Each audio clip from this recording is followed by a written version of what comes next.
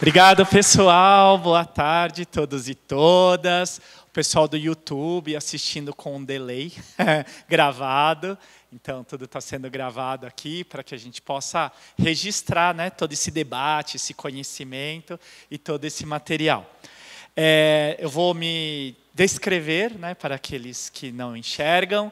Eu sou um oriental com pouco cabelo. Está nascendo um pouquinho aqui, mas não está crescendo muito. Estou com uma camisa meio avermelhada, calça jeans e um tênis de recebidos da Usilapa. E vamos falar bastante aqui sobre essas questões ligadas aí do consumo consciente.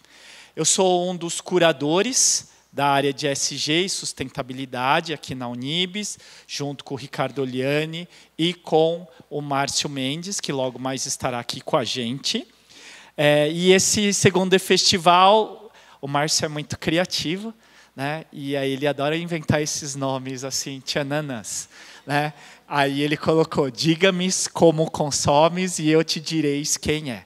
Né? Aí precisa de referência, né? Precisa de base, assim, da esfinge. Bom, não vou deixar o spoiler aqui para vocês depois pesquisarem, o pessoal do YouTube aí também, tá? Bom, queria agradecer o patrocínio da Novelis, do Banco da Ecoval, que apoia todos esses projetos. E antes de começar nosso debate aqui, vou pedir para passar o vídeo aqui institucional da Unibis e das nossas organizações. Obrigado. Completo de motivações, você tem clareza do que te inspira? No meu caso, o começo e o fim de todas as motivações são as pessoas. Meu propósito? Tornar a autonomia uma realidade e fazer de cada pessoa o maior protagonista de sua própria existência. Eu espero muito que as pessoas conheçam a Unibis, porque não vão se arrepender. Quem conseguir vir aqui não quer sair, eu tenho certeza disso. Não esquece de mim, porque aqui eu fico feliz quando eu venho. Essa felicidade se completa quando recordo minhas raízes, às quais me refiro como tzedakah, um princípio judaico de generosidade, que resume um dos meus maiores sonhos, a justiça social. Me estabeleci em 3 diferentes frentes, que juntas priorizam o compromisso com o ser humano, o respeito, a credibilidade, a transparência e a ética nas ações. Acabei conhecendo parceiros que partilharam da mesma paixão pela área social e, quando notei, já estávamos trabalhando em programas que geram oportunidades de um futuro mais digno e inclusivo para todos. A Unibis está me ensinando a desenvolver partes que eu achava que já estava desenvolvida.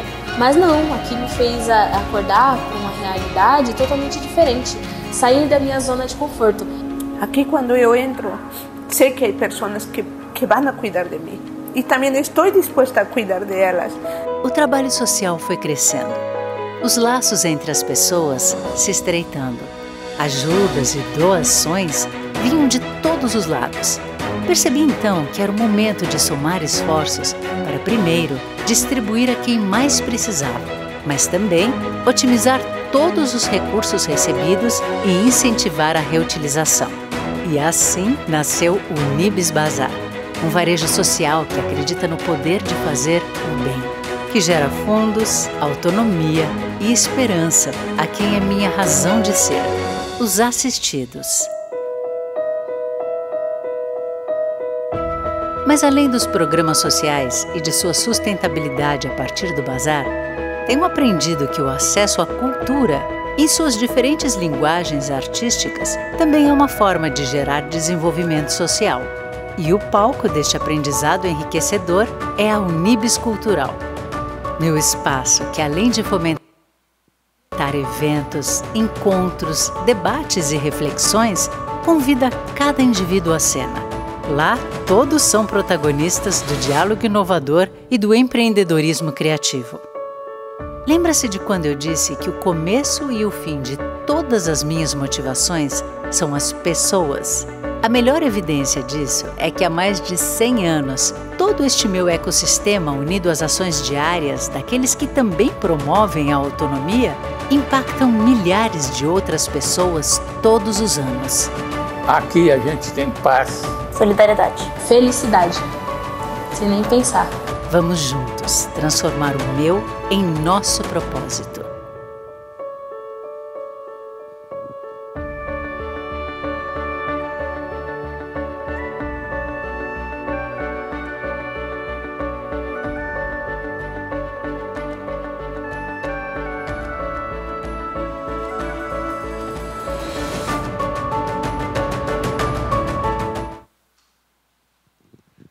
Muito bom, uma salva de palmas aqui para a Unibis. Para mim é um prazer. Toda vez que eu assisto esse vídeo eu fico meio emocionado, porque eu pude fazer parte da integração entre... Eu vou contar toda vez, né, Laura? Não vai ter jeito, né? Eu fiz parte da integração entre a Unibis Cultural e a Unibis Social, lá atrás, quando ainda era o Instituto Centro Judaico, Instituto Cultural Judaico, né? E aí a gente acabou fazendo todo o planejamento estratégico dessa integração da Unibis Cultural com a Unibis Social. E para quem não foi visitar ainda... Não, para quem não conhece aqui, depois visitem várias exposições da Anne Frank com filas e filas. Toda vez que eu venho tem um monte de fila aqui. Aproveitem, vários eventos aqui, sigam lá as páginas.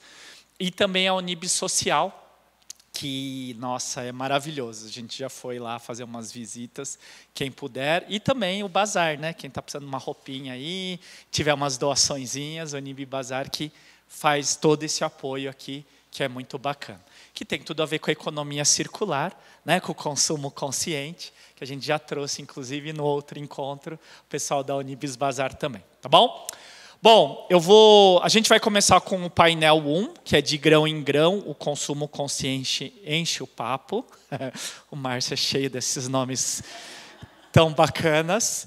Depois, a gente vai ter um painel 2, que é comer e conscientizar é só começar. Né? Então, vai estar o Rafa, que já está aqui, o Vinícius, a Roberta, a Mônica, e a Ana Rita, super especialista, vai estar aqui mediando. E depois o painel 3, a gente não quer só comida, quer inovação em toda parte. Ele é demais, né? Esses nomes. Aí precisa de repertório, né, gente? Acho que todo mundo, né? Enfim. Vai estar aqui o Zé Gustavo, vai estar a Jamile, a Lígia e o Márcio vai tentar chegar aqui, tá bom? Então vai ser uma tarde bem gostosa aqui, de muitos debates. Continuem aqui com a gente, tá? Nesse primeiro painel, a gente vai primeiro convidar os nossos painelistas para fazer uma apresentação de 15, 20 minutos, trazendo insumos dessas questões do consumo consciente, e depois a gente vai sentar aqui para as perguntas, debate e assim por diante, tá? Só contando aqui como vai ser.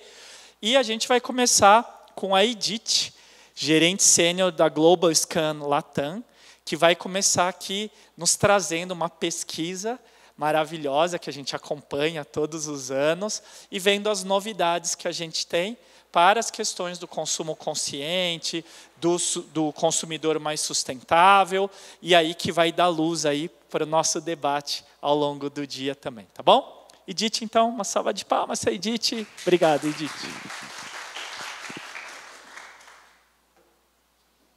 Posso passando aqui, né?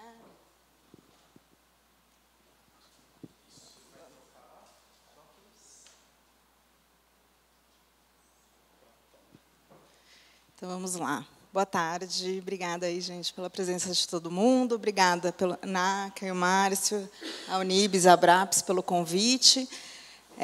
Eu vou começar contando desse estudo.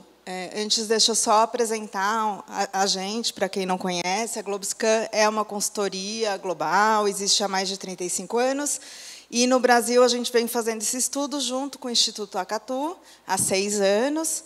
É uma parceria bastante forte, colaborativa, justamente nesse intuito da gente melhorar, né, evoluir com esse, não só com o conceito, mas na prática, com a implementação de um consumo mais consciente. A gente trabalha em várias frentes.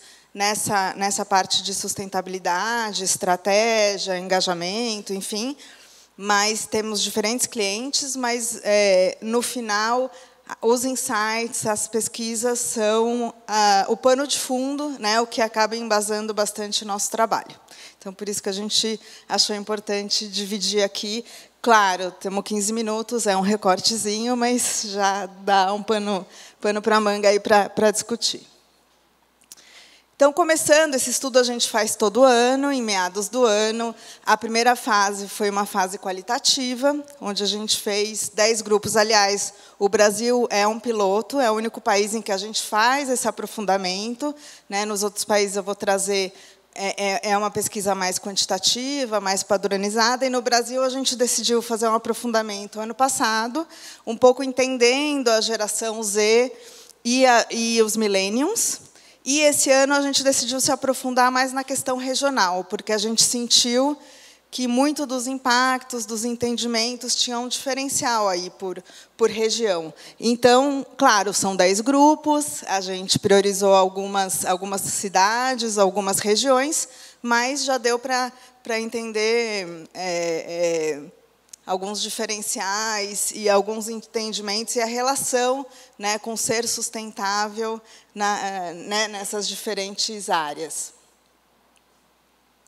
Na parte quantitativa, a gente fala hoje, né, a gente mapeia 31 países, né, são 30 mil aí respondentes, em média 1.000 em cada país, mas no Brasil a gente expandiu isso para 1.500 pessoas. E é uma pesquisa que a gente tenta, ela é online, então, claro, já tem um filtro aí, mas dentro do possível, né, das questões sociodemográficas, a gente tenta representar as proporções do Brasil. Ela foi realizada, então, em junho teve a quali, em julho e agosto a gente teve essa fase quantitativa. Tá? E trazendo um pouco, principalmente dessa questão mais qualitativa, mais de entendimento, o que a gente percebeu? Existem muitas diferenças, que eu não vou trazer aqui, enfim, quem quiser ter acesso a todas as informações completas, a gente pode conversar depois, mas o que a gente viu em comum? Né?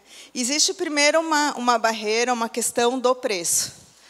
Né? Então, o produto sustentável, tudo ligado à sustentabilidade, tem essa percepção de ser mais caro. E isso acaba sendo uma barreira, porque a gente sabe, enfim, tem o quê? 8% da população ganhando mais que 2, 3 salários mínimos. Então, claro, a questão da sobrevivência acaba sendo, né, a minha sobrevivência, a questão socioeconômica, acaba sendo a minha prioridade. E aí, quando der, se der em terceiro, quarto lugar, eu vou pensar em como ser mais sustentável. Então, essa é a grande, né, trava, digamos assim, em primeiro plano, quando a gente pensa no consumidor. Um segundo aspecto é que existe essa percepção, essa sensação que ser sustentável vai demandar muito tempo, muito esforço da minha parte, muita mudança, né, de comportamento, dos meus hábitos. Então, isso também é percebido como é que no meu dia a dia, nessa rotina louca, acelerada, né, nesses meus desafios, com dinheiro, com pagar as contas, eu vou pensar nesse monte de outras questões. Então, eles, instintivamente, abertamente, declaram essa dificuldade. Em terceiro lugar, tem uma questão do pensamento mesmo, de uma mentalidade mais individualista. Então, primeiro eu penso, de novo, na minha sobrevivência, muitas vezes na minha célula, na minha família, nos próximos, e tenho um olhar menos coletivo. Né? E ser sustentável, saudável, enfim, demanda ter um olhar mais coletivo, mais amplo da comunidade, da cidade, enfim, muito além da minha vida, eu, indivíduo, sozinho. E aí, entrando em questões mais específicas, porque daqui a pouco eu vou entrar na questão da crise climática, enfim, como que isso impacta eles, existe ainda, porque tudo isso é de forma mais espontânea, e depois vocês vão ver que eu vou trazer alguns números que foi o que a gente estimulou eles. Mas, de forma espontânea, o que a gente percebe é que ainda é tudo muito superficial, né? Então, quando eu falo de mudanças climáticas, tá, mudou a temperatura, mas e aí? O que isso impacta no meu dia a dia? O que isso impacta na população? Existe ainda um entendimento mais superficial, né? A gente que, de alguma forma, está envolvido com o tema, busca o tema, quer entender mais, parece óbvio, mas para a maioria das pessoas, desse consumidor comum, não é. Então, tem essa questão do entendimento e tem as enchentes. Então, a gente chegou a perguntar, né, como aconteceu, o timing da pesquisa foi muito próximo a toda essa crise, enfim, no Sul. A gente falou, não, claramente o assunto vai vir, as pessoas super afetadas, sim, sensibilizadas, tudo mais. Mas, mesmo no Sul, não tem muito uma percepção de toda a cadeia envolvida, né? Por que resultou? Por que a crise? Por que tantas mudanças? E existe uma certa culpabilização do governo, né, dos outros. Então, a gente fala em terceirização porque assim, é muito outro, é muito as organizações, mas pouco assim, o que eu posso fazer, o que a cidade pode, né, mudar, o que a população pode mudar. Então, essas foram 5 pontos que a gente viu em comum. E aí, claro, que a gente depois tem um olhar para cada uma das 5 regiões, e aí tem especificidades. Deixa eu só dar um gole aqui.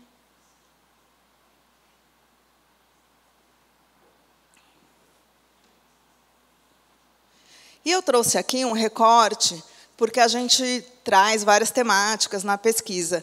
Mas um dos recortes que a gente pergunta é quais são os grandes problemas, né? E aqui eu tenho uma comparação entre a média global, em verde, e o Brasil, em azul.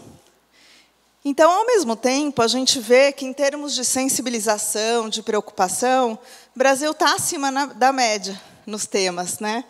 Claro, fome, desnutrição em primeiro lugar, né? Tem toda uma questão de poluição e preocupação com os recursos naturais. E 76% está bastante preocupado com mudanças climáticas. E aí eu trouxe um pouco um recorte desse tema aqui, que a gente perguntava quais são as causas. E ali a gente, né, na pergunta, tinha ali várias opções, inclusive opções que, tecnicamente, não têm relação com as mudanças climáticas, mas era justamente porque a gente teve na Qualy essa sensação de que não havia clareza, não havia uma correlação, não havia um entendimento, então, vamos tentar entender. E aí o desmatamento, né, das florestas, a queima de carvão, petróleo, gás, enfim, tudo isso sai como, né, os grandes tópicos, grandes percentuais, mas tem outras questões que não têm relação direta, radiação, né, atividade vulcânica, que as pessoas relacionam.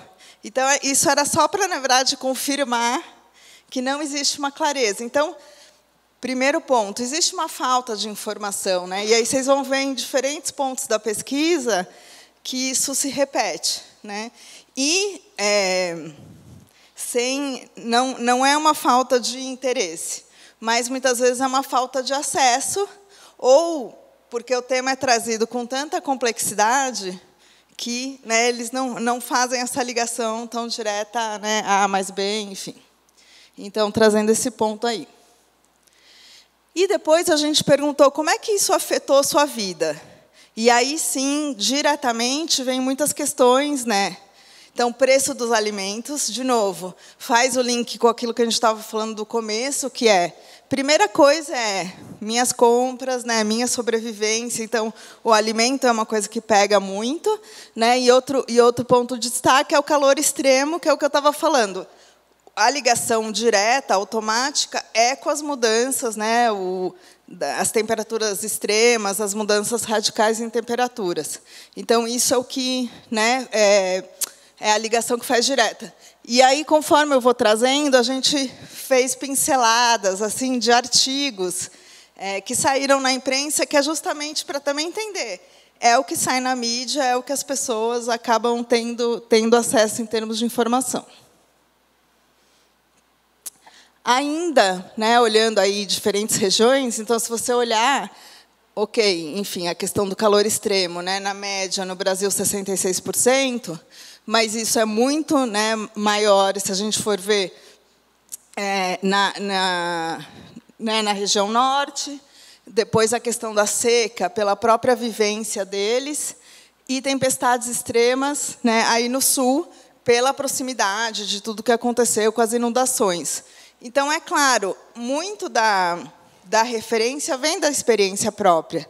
E o que a gente sentiu, falando com essas pessoas, né, nos grupos, é que, se eles já tiveram experiências mais drásticas, por exemplo, de seca, como o Nordeste, né, ou de falta de luz, como o Sudeste, aí sim a conexão, né, com o impacto, com toda essa questão de sustentabilidade, ele fica muito mais tangível do que aqueles que não vivenciaram, né? Então, tem um pouco esse sentimento. E aí, resumindo um pouco essa primeira parte, então, é claro que existem barreiras, existem entraves que não dependem necessariamente, né? Não dá para culpabilizar as pessoas, a população, o consumidor, porque existe uma questão de acessibilidade em termos de preço, né? Mas existe tudo aquilo que eu estava falando, o esforço, introduzir essas mudanças e esses temas na correria do dia a dia, né? E, muitas vezes, a falta mesmo de oferta, a falta dessa infraestrutura na tua comunidade, tudo isso. E aí, quando a gente perguntava na questão de mudanças no estilo de vida, então, o que você mudou para ser mais saudável e sustentável? E aí eles traziam isso, evita o desperdício de alimento. Então, a gente vê que essa questão dos alimentos, muito ligado à sobrevivência, meu dia a dia, sempre o impacto nos alimentos, né, bastante destacado. Uso de menos água. Então, assim, tem bastante exemplos mais imediatistas que se confundem um pouco com a questão econômica. Então, uso menos água, que também vou economizar, uso menos energia, também vou economizar. Então, eles fazem essa ligação. E, por último, finalizando aqui, a gente trouxe um pouco o que é esperado, né, das empresas para sair, enfim, desse patamar, desse cenário que a gente tem hoje para melhorar. Primeiro, né, oferecer produtos que têm impacto positivo ou menos impacto negativo. Como perceber isso, né? Explicar isso com clareza, com simplicidade para as pessoas, né? Oferecer a embalagem a algo muito tangível. Então, não só a explicação que vem na embalagem, mas o próprio elemento, enfim, produtos utilizados. Isso é muito óbvio, né? E muito esperado. E, realmente, recompensar. Então, de alguma forma, que benefício que eu posso ter, né, por parte do produto, da empresa, da marca, se eu for mais sustentável. E outro ponto que sai, né, bastante destacado é fornecer informações claras, né, que é um pouco do que eu estava falando. Então, mais visível, mais claro nas embalagens. Talvez trabalhar, né, com o ponto que o Naka trouxe do terceiro painel, que é a inovação. Então, que forma mais lúdica, que eu posso chamar a atenção, que eu posso criar, né, mais envolvimento das pessoas. E mencionar esses problemas socioambientais. Então, como é que eu explico o impacto, ou como que eu estou ajudando, contribuindo, no momento em que eu estou sendo mais sustentável, ou comprando aquele produto mais sustentável, enfim, um pouco nessa questão. É isso, gente. Então, estou deixando aqui meu e-mail do Álvaro, da Globoscan, se vocês quiserem trocar uma ideia, quiserem mais informação, estiverem interessados nessa pesquisa ou em outros projetos, eu fico aqui à disposição. Obrigada. Muito bom, hein? Quantos insumos para o debate aqui, hein? Muito legal. Aqui, né? Tá bom. Viu, gente? É para vocês ficarem mais para cá por causa das câmeras, tá bom? É que você precisava ver os slides, aí pode ficar mais para cá, né? Para pegar aquela câmera lá. Essa vida de Rede Globo é assim. SBT, esse pessoal Record, né? Bom, tudo bem? Acho que já foi um bom começo, né? Para a gente debater, muito conteúdo.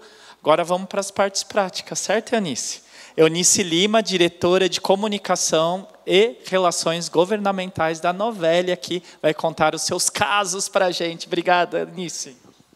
Obrigada a você. Obrigada à Unibis pelo convite, a todos vocês pela presença. E eu gostei muito da sua apresentação, acho que trouxe vários insights importantes, e vou fazer um gancho, né?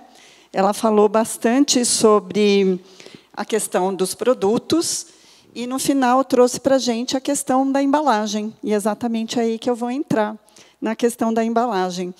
Porque a gente precisa pensar, né, que depois que a gente consome o produto, fica a embalagem como uma questão para o meio ambiente. Eu sou Eunice Lima, sou diretora de Comunicação e Relações Governamentais da Novellis. Sou uma mulher branca e estou vestindo um vestido azul. A Novellis ela é líder mundial em laminados e em reciclagem de latinhas de alumínio. E é exatamente sobre esse processo da reciclagem e da sustentabilidade da reciclagem da latinha que a gente vai conversar hoje um pouquinho. A Novellis pertence a um grupo indiano chamado Aditya Birla, é um dos 3 maiores grupos econômicos da Índia, com presença mundial. Aqui no Brasil, nós temos receitas aproximadas de 12 bilhões de reais. Atuamos principalmente no fornecimento dessas bobinas de alumínio, esse é o nosso produto, para diversos mercados. E o principal mercado é a produção de latinhas para cerveja, sucos, refrigerantes, água e vários outros materiais. Tá bom? Nós temos 750 mil toneladas de capacidade ano para produzir essas chapas e 500 mil toneladas ano de capacidade para reciclar. Então, a gente utiliza, em grande parte, matéria-prima reciclada no nosso processo produtivo, que é um processo industrial de altíssima produção. Não é uma coisa mais caseira, mais doméstica, né? É algo em grande escala, realmente. No Brasil, nós temos 2 fábricas localizadas aqui em São Paulo e 15 centros de coleta, onde a gente recupera todas essas latinhas pós-consumo para trazer de volta para a nossa fábrica, que fica em Pindamonhangaba, e produz as chapas. Além desses 15 centros de coleta da própria Novellis, que é uma empresa B2B, então, esse é um fato importante, a gente é uma empresa B2B, mas a gente é que vai lá na ponta pegar as latinhas pós-consumo. A gente tem uma ampla rede de parceiros também. O nosso maior parceiro tem mais 22, 24 centros de coleta que se somam ao nosso também. Então, de novo, de norte a sul do país, para que a gente garanta a reciclagem das latinhas de qualquer região do Brasil. Essa nossa atividade está totalmente ligada com o nosso propósito de atuar de uma forma mais sustentável e de cumprir com as nossas metas de sustentabilidade. A principal meta de sustentabilidade é a redução de carbono. E a reciclagem está diretamente ligada com essa meta de redução de carbono. E a gente vai ver isso um pouquinho mais para frente. Eu vou explicar como que a reciclagem colabora com essa meta de redução de carbono, tá bom? Não foi?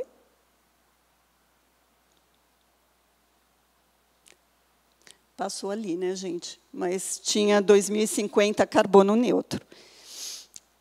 Então, essa é a nossa fábrica, que fica localizada em Pindamonhangaba, que faz os 2 processos, tanto a reciclagem quanto a produção de laminados. E qual que é a diferença, né? Desde que a Novellis nasceu, ela já nasceu com esse conceito e com essa estratégia da gente evoluir de uma economia linear, onde você pega a matéria-prima, usa a matéria-prima e vende o produto, o consumidor consome, e depois você não sabe o que é feito dessa embalagem, para um modelo realmente de economia circular, onde a gente usa prioritariamente matéria-prima reciclada no nosso processo de produção. Então, isso faz parte do nosso negócio, faz parte do nosso DNA, faz parte da nossa estratégia, tanto de negócio quanto de sustentabilidade.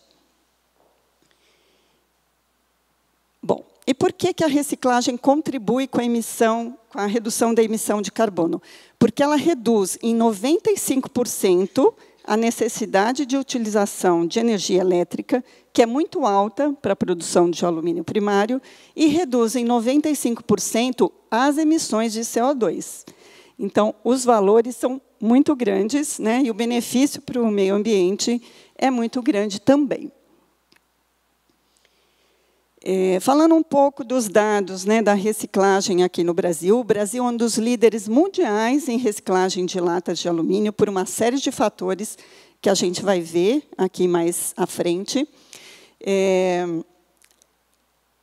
Em 2023, né, o Brasil reciclou cerca de 99% de todas as latinhas consumidas. São cerca de 32 bilhões de latinhas. Então, praticamente todas essas 32 bilhões de latinhas foram recicladas. Como maior reciclador, a Novelis reciclou 20 bilhões desse total, que voltam a ser uma nova latinha. E isso é exatamente o modelo exemplo de economia circular. O material volta a ser o mesmo material. Ele não tem uma degradação para ser utilizada em outra utilização. E o Brasil é líder em reciclagem de latas de alumínio há mais de 15 anos, tá, gente? Não é algo recente, não. É algo que a gente já vem trabalhando nisso há bastante tempo. Falando do conteúdo reciclado, então, a Novelis utiliza 80% da matéria-prima do alumínio vem do material reciclado. Só 20% de matéria-prima nova, porque a gente não consegue captar todas as latinhas. O mercado também cresce, né? Então a gente sempre precisa um pouco a mais para acompanhar o crescimento do mercado. Mas o nosso objetivo é chegar cada vez mais próximo do 100%. E a Novelis tem hoje a menor pegada de carbono em laminados de alumínio do mercado, no Brasil e no mundo, tá? Realmente é uma grande referência. E quais são os fatores de sucesso, né? Por que a reciclagem da latinha tem esse grande diferencial? Primeiro, por causa da concepção do produto. Então, é um produto formado apenas por alumínio, e isso facilita a reciclagem. E toda a latinha ela já foi desenhada para facilitar a reciclagem. Tanto é que o anelzinho da lata não sai da lata, né? Não deve sair. Sei que tem muita gente que fala que junta os anéisinhos, né, para trocar por outros produtos, mas o ideal é que fique tudo na latinha. Por isso que o anel não sai da latinha. Ela já foi pensada dessa forma. Ela tem um ciclo rápido, gente. Então, diferente de uma porta, de uma janela, de um carro, a latinha você consome e ela volta para o ciclo mais ou menos em 60 dias. É muito rápido, e isso facilita muito a reciclagem também. Políticas públicas, logicamente, né, a Política Nacional de Resíduos Sólidos e toda a legislação que tem vindo tem ajudado as empresas e o mercado a se organizar. Então, esse é um ponto positivo também, e a gente até compara o Brasil até com alguns países da América do Sul, e a gente também está à frente em termos de legislação nesse sentido. A gente vê que a gente teve um bom avanço. A reciclagem ela é vista como um negócio e não apenas como um custo, né? Tem muitas empresas que veem a reciclagem como um custo, a gente vê como negócio e como estratégia de diferenciação, como estratégia de sustentabilidade. E os nossos parceiros também. Então, isso é importante porque a gente assegura que todos os elos dessa cadeia de reciclagem sejam remunerados e tenham vantagens, tenham benefícios em atuar nesse setor. A logística reversa ela é bem organizada, com todos os elos da cadeia, então funciona muito bem. A lata, quando ela é compactada, ela é transportada de uma forma fácil, né? Isso também ajuda na reciclagem. Não são grandes volumes, são volumes reduzidos, compactados, que ajudam. A gente sabe que o custo de transporte no Brasil é bastante alto, então essa questão também é muito importante. Garantia da compra do material coletado. Esse é um ponto importantíssimo, gente, porque ninguém coleta, ninguém comercializa algo que a indústria não quer. Então, ter uma indústria que garante a recompra de todas as latinhas coletadas é fator fundamental para o sucesso. E a gente está sempre investindo na nossa capacidade de reciclagem, como eu mostrei no início, né? São 500 mil toneladas de capacidade para reciclar as latinhas de alumínio. Mas a gente não se preocupa só com a questão comercial da reciclagem, a gente se preocupa também em desenvolver o mercado, em apoiar esses 800 mil catadores e catadoras que vivem da reciclagem. Então, nós temos vários programas, né, principalmente ligados à Liga da Reciclagem, que é a nossa causa, junto à sociedade, e a gente participa, por exemplo, do Reciclar pelo Brasil, que é um programa da ANCAT, e que visa fomentar a regularização das cooperativas, a melhoria das condições de trabalho, o desenvolvimento dos cooperados. A gente participa também da plataforma Se Liga Recicla, que também a gente desenvolveu em parceria com a ANCAT e com a Fundação Dom Cabral. Então, a gente se uniu, né, a uma entidade que é reconhecida por uma educação de qualidade para executivos, para trabalhar junto com os cooperados. E unir essas 3 competências, a Fundação Dom Cabral, com a expertise em educação, a ANCAT, com expertise no trato e na articulação com os cooperados, e a Novelis, com expertise na questão da reciclagem, para desenvolver esse programa. A gente tem parceria também com a Rede Transforma, aqui de São Paulo, do Carioca, não sei quem de vocês aqui conhece, e ele trabalha junto com catadores autônomos. Então, é uma forma também daqueles catadores que preferiram não estar associados a uma cooperativa de receber um atendimento digno e diferenciado por meio da Rede Transforma, que também tem o objetivo de melhorar as condições de trabalho dos catadores.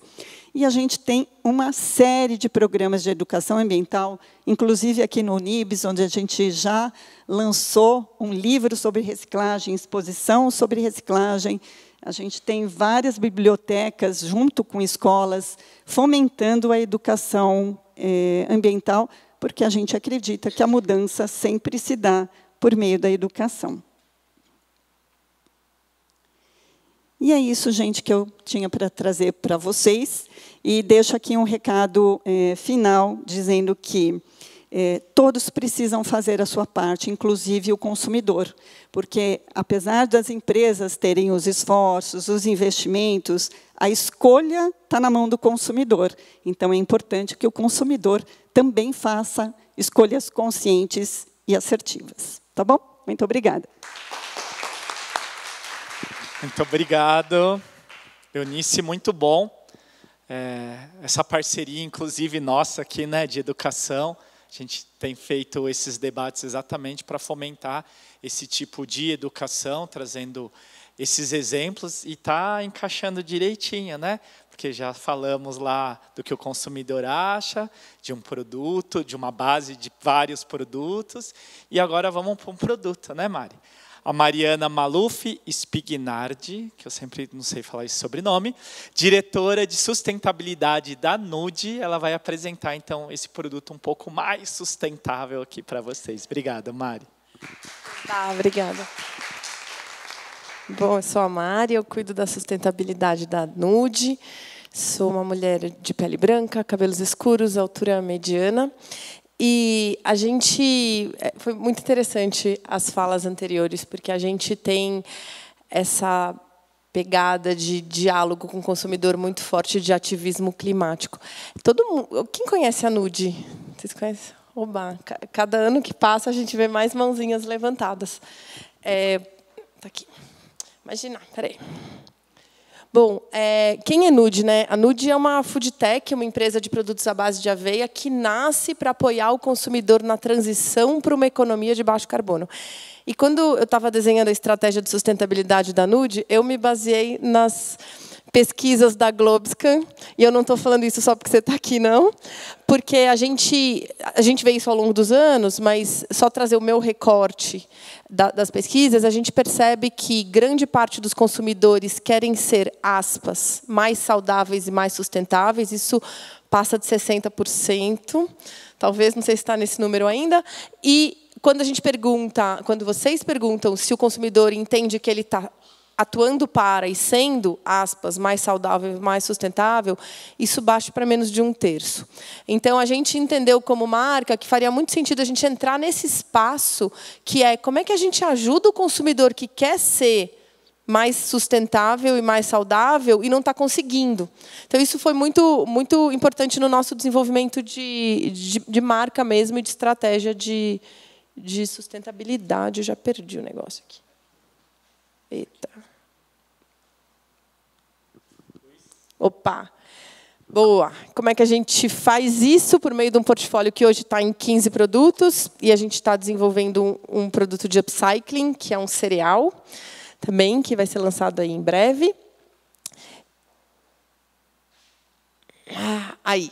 Então, só um pouquinho mais de Nude, né? A gente já está em mais de 5.000 pontos de venda. Brasil, Uruguai, Colômbia, estamos com um pezinho aí do lado de fora. Um pouco do que a gente trabalha aí em gestão de resíduos. A gente tem alguns pontos de... Enfim, tem uma atuação aí em resíduos.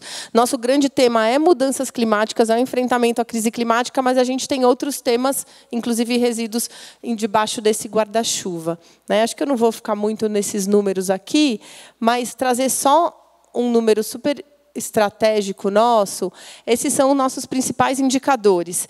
Não sei se vocês lembram, a gente tem uma nuvenzinha em todas as embalagens que é a pegada de carbono de cada produto. Porque a gente entende que precisa ampliar esse diálogo com o consumidor e que, para que o consumidor consiga consumir de forma mais coerente, mais responsável, sustentável, consciente, ele precisa ter as informações. A gente não vê de forma ampla as marcas comunicando o impacto ambiental ou climático dos produtos. A gente começa com isso, então todos os produtos têm a pegada de carbono no rótulo, né, essa nuvenzinha, e aí a gente tem um indicador que é a pegada de carbono Nude, que nada mais é do que a soma das pegadas de carbono de todos os produtos versus o quanto a gente vende de cada um, nos empurrando a lançar produtos de menor impacto, né, com menor pegada de carbono. Aqui vocês veem um salto, porque a gente mudou o escopo do cálculo. Tá? A gente hoje vai até o descarte das embalagens. Então, aqui a gente tem o indicador de emissões brutas da Nude e o indicador de pegada de carbono, que é nosso... A gente chama de intensidade de carbono. É quanto a gente é intensivo em carbono por produto ou por faturamento. Né? Dúvidas? Tudo bem? Até aqui? Beleza. Então, a gente também tem um indicador que a gente chama de emissões potencialmente evitadas, considerando que todo mundo que tomou Nude deixou de tomar aquele outro leite, que é o leite de origem animal, que o impacto climático é mais de 10 vezes o impacto da Nude. Mariana, todos os leites de origem animal têm o mesmo impacto? Obviamente não, cada fazenda é uma fazenda, por isso que a gente entende que cada produto e cada marca precisa mostrar o seu impacto ambiental. A gente vê muitas informações genéricas, isso não ajuda o consumidor. Essa história de o leite vegetal ou o leite animal emite XYZ, de forma ampla, é interessante num primeiro momento, mas a gente precisa descer e aprofundar as discussões. A gente faz esse cálculo baseado em estudos acadêmicos, porque a gente está ainda não tem, né, tantas marcas aí mostrando o impacto climático. Aqui é a jornada de carbono do nosso portfólio, né, como é que a gente vai evoluindo as pegadas de carbono. E aqui trazendo com muita transparência para vocês essa dança dos números. Porque, idealmente, a pegada de carbono deve sempre descer, mas nem sempre ela desce, e, às vezes, ela sobe por bons motivos. Então, aqui, por exemplo, o proteinado de cacau, ele era 0,72 quilos de carbono por quilo de produto. A gente considerou, mudou o escopo, né, começou a considerar a etapa de consumo, a geladeira, né, estimando o tempo de geladeira do produto, o pós-consumo, o descarte das caixinhas, e essa pegada de carbono subiu no ano seguinte, né, o que a gente chama de berço ao túmulo, né, cradle to grave, a expressão. E aí a gente consegue fazer uma estratégia de logística para reduzir distância, para reduzir essa pegada de carbono.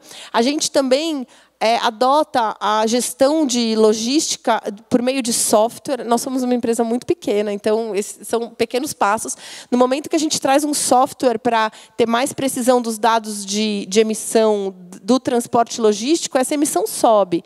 E, de novo, é por um bom motivo, a gente está controlando melhor esses números. E aí a gente tem outras estratégias de consumo, de pós-consumo, que fazem esse número descer. Isso aqui é só um exemplo e uma provocação para a gente realmente entender um pouco mais dessas empresas. Aqui um outro posicionamento forte, a gente nasce como uma empresa carbono neutra e a gente toma a decisão no ano passado de deixar de neutralizar.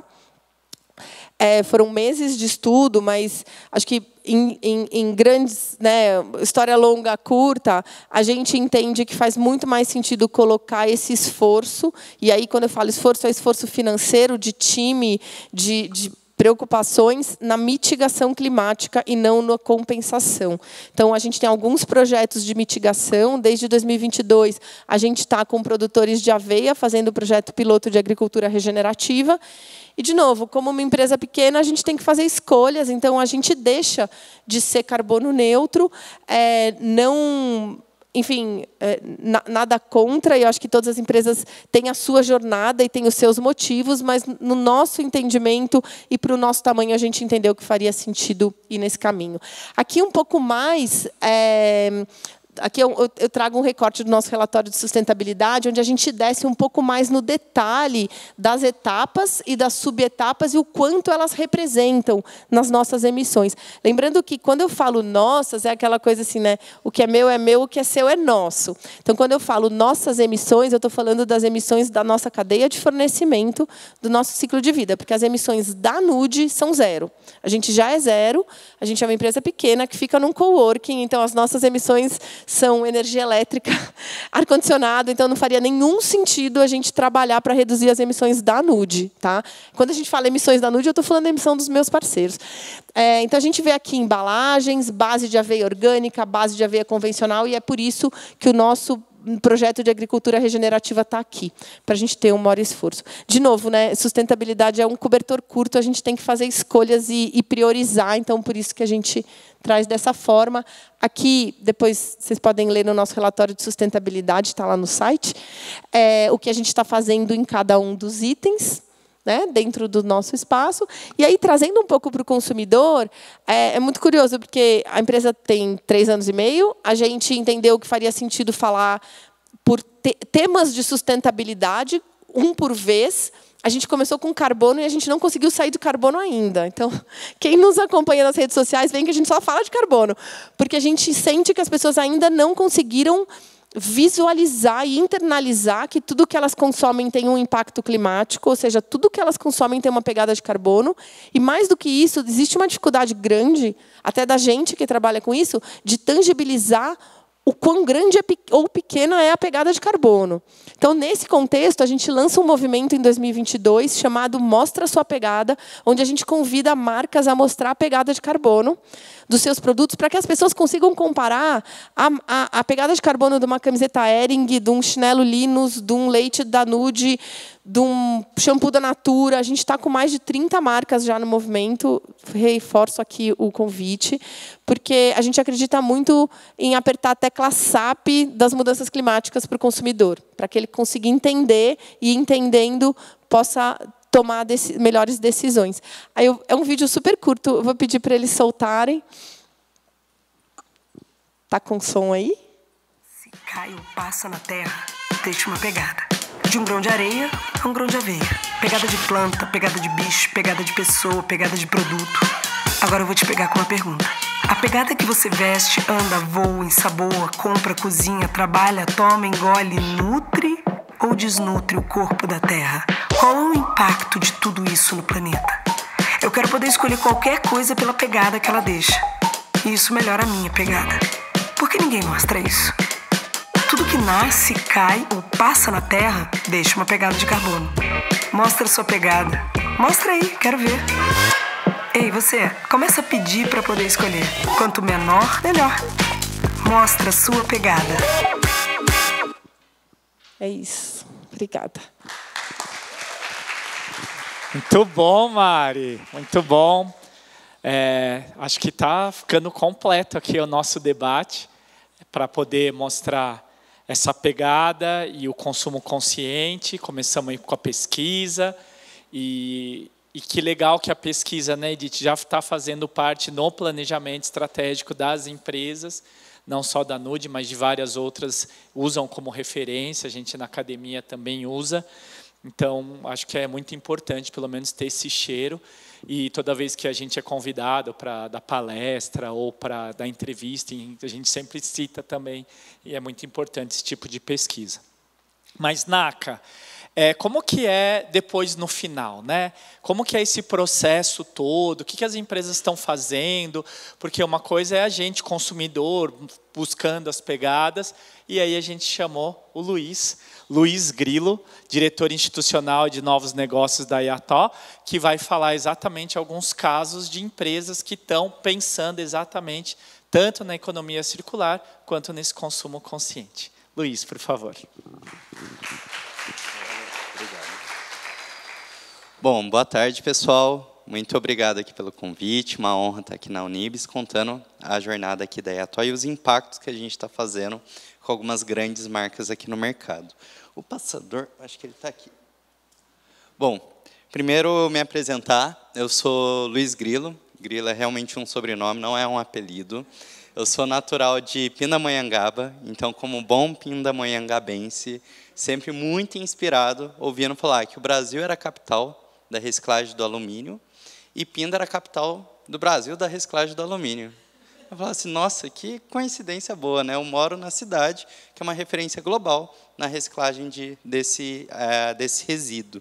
E muito inspirado, né, por esse grande case da Novelis em Pinda, não tem como você morar em Pinda e não conhecer a Novelis, que eu ficava sempre com uma pulguinha atrás da orelha. Bom, legal, a gente é um case mundial, a gente está aqui em Pinda conseguindo reciclar. E quantos outros resíduos? Quanto que a gente está reciclando? E aí foi o nosso choque quando a gente viu que, em média, de 4% a 5% de todo o resíduo no Brasil é reciclado. E muito inspirado pelo caso do alumínio, a gente falou, como a gente consegue levar essa solução, esse alto índice, para os outros materiais? Foi assim que surgiu a Iató, com grande propósito de cuidar do lixo do mundo, e a gente surge dentro da universidade. Então, comecei a empreender com 19 anos, fazendo engenharia de controle de automação, lá na UFMG, em BH, e a gente sempre veio com esse propósito, cuidar do lixo do mundo. Como a gente não sabia. A gente começou fazendo sensor para lixeira, software para coleta de resíduos, e depois de muito errar e escutar o mercado, a gente chegou numa solução sistêmica. Então, hoje, né, a gente desenvolve soluções, né, e gerenciamos grandes programas de logística reversa e economia circular em todo o território nacional. E com esse trabalho, né, ao longo aí desses, agora em outubro, a gente faz 10 anos, né, desde o início desse projeto, a gente conseguiu já impactar, né, grandes marcas hoje aqui no nosso mercado, principalmente marcas, né, que têm aí compromissos globais, que está ali, né, tanto com a Fundação Ellen MacArthur, que faz parte da Agenda 2030, com compromissos globais assumidos. E aqui, além de marcas, né, a gente passou a trabalhar também impactando associações setoriais e também os convertedores, as empresas que fabricam essas embalagens, que depois o produto vai ser envasado e depois essa embalagem vai ser descartada.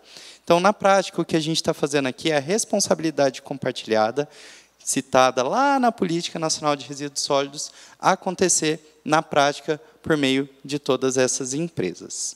E hoje, né, a gente tem aqui uma jornada de solução. Então, desde entender quais as melhores rotas de reciclagem para aquele resíduo que ainda não tem uma saída, olhando muito para a viabilidade técnica e econômica.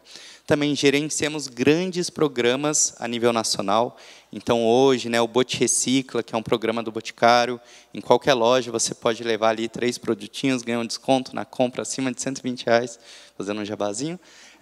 Também a gente trabalha, né, no programa da Cargill, do óleo Lisa. Então, são vários pontos de entrega que você pode levar seu óleo de cozinha usado. Da Souvenir também, o Souvenir Circula, enfim.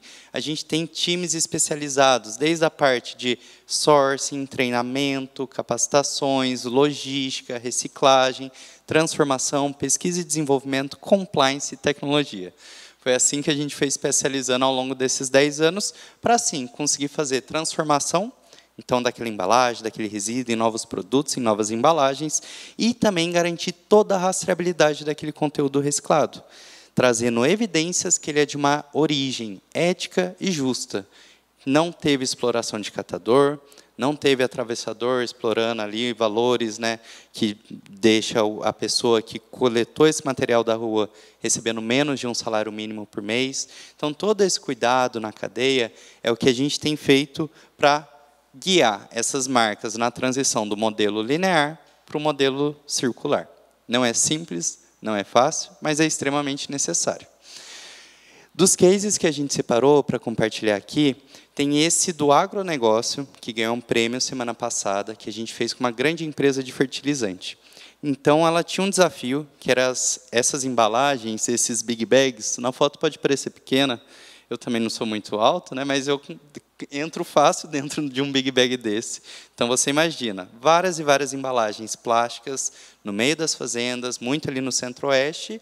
E para o fazendeiro, às vezes, é um desafio, né? Então, acaba sendo queimada, às vezes enterrada, ou às vezes é até comercializada em um mercado não muito legal, que utiliza essa embalagem para colocar outro produto, praticar pirataria. Então, era um grande problema sistêmico, e aqui, em conjunto, a gente conseguiu desenvolver um projeto de retirada dessas embalagens do mercado, fazer a reciclagem, chegar numa resina de Big Bag, e envolvendo todos os fabricantes de embalagem, a gente fez o novo Big Bag com 50% de conteúdo reciclado.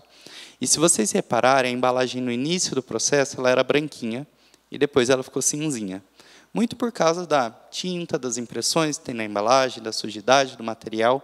E esse foi um desafio, no início, se os consumidores iriam aceitar a embalagem dessa maneira. E assim a gente começou a trazer, né, a gente fez um grande evento aí, trazendo os principais clientes, promovendo o projeto e explicando que se você receber a embalagem cinzinha, quer dizer que tem impacto sustentável, e a gente coloca também um QR Code na embalagem que você consegue saber toda a história de origem da matéria-prima que compõe aquele produto que você está adquirindo. E no final, o cinzinha deu certo. Também fizemos um projeto bem legal com a Souvenir. A gente começou com uma solução de ponto de entrega. Então, para quem está aqui em São Paulo, né, hoje são várias lojas de tintas. Acho que as principais redes aqui são Tintas MC e Belas Tintas. E lá agora tem uma estrutura, né, para quem tem ali uma lata com sobra de tinta em casa parada, às vezes fica fazendo aniversário ali, né, fez uma reforma, sobrou um pouquinho, vamos usar depois, nunca usa, seca. E se você quer fazer o descarte adequado, você tem esses pontos de entrega aqui, não só a capital, né, mas toda a região metropolitana, em mais de 10 estados do Brasil. No site lá, Souvenir Circula, você consegue ter a lista completa desses pontos. E assim a gente conseguiu impactar o consumidor final e também o pintor. Mas tinha um outro elo na cadeia de tintas que gera uma grande quantidade de material. E aqui eu estou falando dos canteiros de obra, as empresas de pintura e repintura. Então, a gente escalou esse projeto também para essa outra frente, e assim a gente conseguiu ter muito volume de material. Tanto volume que esse ano a gente lançou a primeira linha ali, em parceria com a Souvenir, de uma linha de tintas sustentáveis com um balde feito com 30% de balde reciclado nesse projeto. Foi mais de 3 anos de tentativas, de recicladores frustrados, de lâminas sendo quebradas ali no processo de moagem. Enfim, a jornada da circularidade não é nem um pouco simples e fácil, mas necessária. E depois de muita quebrar-cabeça, quebrar alguns equipamentos também, a gente conseguiu chegar nesse resultado, mais uma vez envolvendo fabricante de balde, indústria de beneficiamento, né, de lavagem, tratamento dos efluentes, e assim Também foi um outro projeto aí ganhador semana passada, reconhecido no Grandes Case de Embalagens e Marcas. Bom, aqui eu trouxe um pouco desses desafios, né, no ambiente da construção civil e no ambiente do agronegócio. Agora eu vou trazer exemplos de alimentos e bebidas. A gente criou um programa chamado IATO Transforma. Por quê? Aqui eu apresentei projetos de marcas individuais, mas a circularidade é tão extensa que ela requer uma agenda pré-competitiva. Às vezes, o desafio de uma grande marca de embalagem, de uma grande fabricante de chocolate, é o mesmo desafio da concorrente. Enquanto não reciclar essas embalagens descartadas no estado pós-consumo, uma empresa não vai bater a meta e a concorrente também não vai bater metas que tem de reciclagem aqui no Brasil. E assim a gente construiu esse programa, então chama IATO Transforma, e o foco dele é valorizar rejeito de cooperativas de catadores.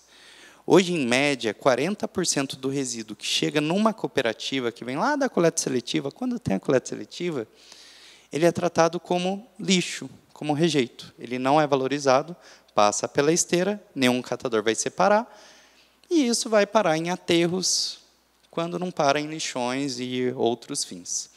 Olhando nisso, a gente viu, por que não desenvolver uma cadeia e trazer as grandes marcas para subsidiarem essa cadeia até a hora que pare de pé? A gente viu aqui o case da Eunice, né, com a Novelis. O que a gente almeja é um dia conseguir chegar no patamar do alumínio, que é uma cadeia que já para de pé, virou um negócio, não é nem mais um problema, é uma solução. E, muito inspirado nisso, a gente tenta refletir, né, replicar isso para outros materiais.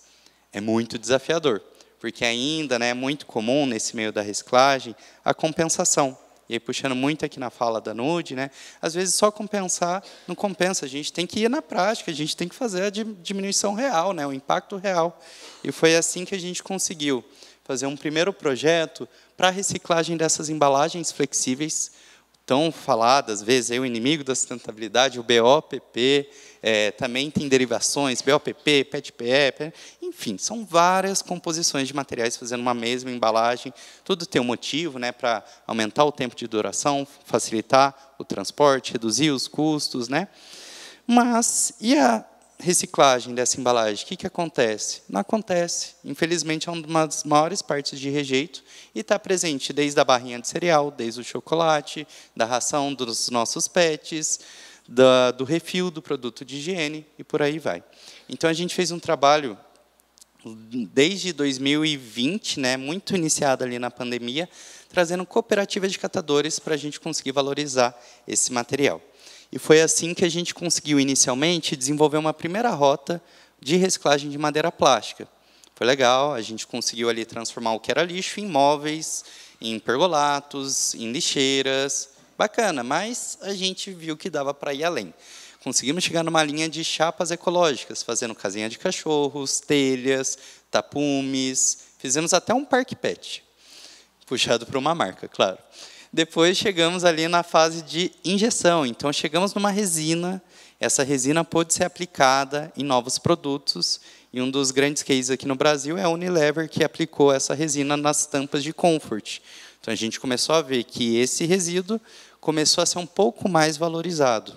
E agora a gente está aqui nesse último estágio de aplicação em filmes, por enquanto em sacos de lixo, mas o nosso sonho um dia é poder chegar no upcycling total, que seria essa embalagem poder ser uma nova embalagem.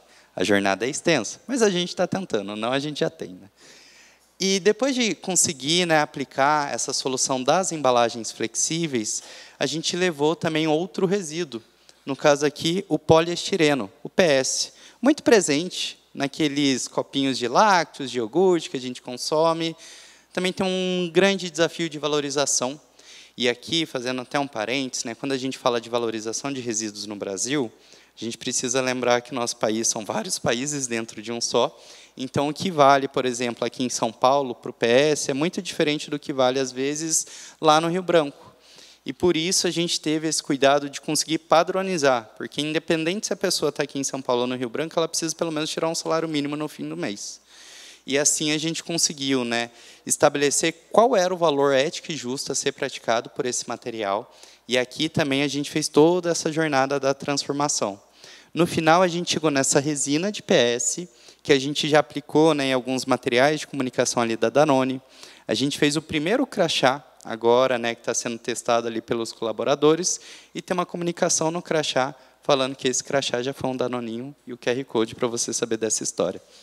Agora a gente está, inclusive, linkando com a linha branca. Olha como é uma agenda pré-competitiva. Uma empresa que fabrica máquina de lavar tem interesse em usar esse PS reciclado, porque ela tem uma meta de até 2030, 50% do conteúdo dos produtos dela ser feito de fonte reciclada. Então, esse é o trabalho que a EATO está fazendo, e sempre com muita rastreabilidade e transparência. Esses aqui são alguns recortes de um dos nossos dashboards que a gente tem hoje aplicado, e toda a coleta. A gente tem a rastreabilidade da fonte de origem, né? Então, todas as cooperativas são auditadas e homologadas, garantindo que não tem mão de obra infantil, mão de obra análoga à escravidão, que é realmente uma cooperativa que realmente pratica o cooperativismo. Temos foto de toda a carga, de toda a coleta. Temos também aqui, né, a gente envia até o extrato do pagamento do valor do resíduo para a cooperativa, para a logística, enfim. Não tem por que a gente esconder nada. A gente foi por esse caminho que é o mais complexo, é o mais, às vezes, os mais difíceis, mas já que a gente está fazendo, por que não ser transparente do começo ao fim desse caminho que a gente está seguindo? E graças a esse impacto, né, ano passado, o programa EATO Transforma recuperou mais de 1.000 toneladas. A gente fala aqui de mais de 700 milhões de metros cúbicos de material que deixou de ir para aterro, deixou de ir para rejeito e que virou renda. Renda essa que já foi, ano passado, mais de R$1 milhão para mais de 70 cooperativas de catadores no Brasil. Ainda é um impacto pequeno, quando a gente olha para o horizonte de 4.000 cooperativas, mas já é um impacto. Essas cooperativas antes iam tratar esse material como rejeito. E para fechar aqui a minha fala, eu vou trazer 2 depoimentos de cooperativas. Primeiro, para quem quiser conhecer um pouquinho mais da EATO, conhecer um pouquinho mais aí das nossas soluções, do que a gente está fazendo, tem um QR Code aqui com os nossos dados. A gente está agora gerando conteúdo no YouTube ali, o que é economia circular, o que é logística reversa, trazendo alguns cases também no nosso blog, enfim. Tem que fazer o jabazinho aqui da EATO também, né? E, bom, agora eu queria passar esses 2 depoimentos. O primeiro é da liderança da cooperativa APRE, que fica em Timbó, em Santa Catarina. E ali ela está na frente dos materiais flexíveis que ela separou ali nos últimos meses, e ela gravou esse depoimento. Olá, meu nome é Thaís, eu falo aqui da cooperativa APRE Recicle de Timbó, Santa Catarina. Nós fizemos mais de um ano parte do projeto EATO Transforma. Nós iniciamos com 4 toneladas, hoje já temos o dobro disso. São vários materiais flexíveis separados aqui na cooperativa. Nós só temos a agradecer esse trabalho lindo, esse programa lindo da EATO, justamente porque ajuda mais de 50 cooperados aqui da cooperativa. Muito obrigada. E aqui, né, é legal de trazer que 1 tonelada dessas embalagens, a gente está falando em média 200 mil embalagens. E elas não chegaram ali sozinhas. Cada embalagem foi separada uma a uma pelos catadores. Então, por isso que a gente tem que reconhecer e valorizar, e muito, o trabalho deles, que eles que estão reciclando. A EATO está aqui conectando. E aqui, esse último depoimento, para encerrar aqui minha fala, da Margarete, é a presidente também de uma cooperativa, ela chama Arama, fica lá em Campo Largo, no Paraná. E aqui é uma situação bem legal, que a cooperativa antes, ela não tinha um apoio, né, da região para custear o rejeito da cooperativa. Ou seja, além de fazer todo esse trabalho de separar e reciclar, vender para reciclagem, eles ainda tinham que pagar tudo que ia ser enterrado. E quando o projeto entrou lá, ela deixou de ter esse custo e passou a ter uma renda. E essa renda, às vezes, faz uma diferença significativa. Bom dia, eu sou a Margarete, representante presidente da Arama. Faz 14 anos que estamos aí. Nós estamos, depois que entrou o flexível, que é o BOPP, está ótimo. Melhorou 100%. Eu estava com um aluguel atrasado e isso aqui salvou eu, ó, salvou tudo nós, isso aqui, ó. Que todo mundo joga fora. Isso aqui é reciclável. E com isso, né, eu concluo aqui minha fala. A gente está só no comecinho. Eu sei que eu passei aqui várias coisas, várias marcas. Parece, nossa, o negócio está grande e tal. A gente sabe que ainda é um passinho pequeno diante de tudo que a gente tem para fazer aqui no nosso país. Mas é isso, o pontapé inicial já foi. Agora, né, a gente está expandindo, né, além desses resíduos que eu falei, começamos a valorizar também o PET colorido, que muitas vezes é rejeito, o PET leite também, que é uma embalagem super complexa, as embalagens longa-vida, né, por mais que já tenha uma taxa de reciclagem, a gente tem essa desigualdade de reciclagem aqui no nosso país. E também, né, estamos gerenciando aí programas próprios, né, então tem um das cápsulas de bebidas, a gente fez um projeto bem legal agora, recuperando, né, resíduos cerâmicos, fazendo uma areia, e essa areia sendo comercializada, né, tanto na Leroy Merlin, como na Telha Norte, aqui em São Paulo. Enfim, esse é o meio que a Iatoa está fazendo, essa transição do linear para o circular. E agradeço muito pela abertura da gente estar aqui na Unibis e também pela atenção de vocês.